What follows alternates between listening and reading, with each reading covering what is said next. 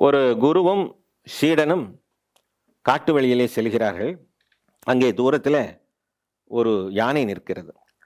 யானையை பார்த்தவுடன் சிஷ்யனுக்கு ஒரே பயம். ஓட எத்தனிக்கிறான். குரு சொல்கிறார், பொறு, இருந்து பார் என்று சொல்லி குருவாகப்பட்டவர் நேராக அந்த யானையிடம் சென்று யானையை தடவுகிறார். பார்த்தால் அது மரம், மரத்தால் செய்யப்பட்ட யானை. யானையை பார்த்த பொழுது மரம் தெரியவில்லை.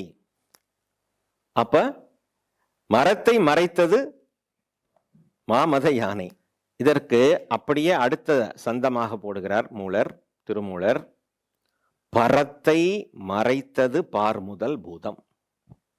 பரம் என்றால் பிரம்மன். பிரம்மனின் இருப்பை மறைத்து இந்த பார்முதல் பூதங்கள் தான் கண்ணுக்கு தெரிகிறது. அதனால் நம்ம என்ன நினைச்சுக்கிட்டோம்? பார்முதல் பூதங்கள் தான் உண்மை என்று நம்ம நினைத்து கொண்டு விட்டோம்.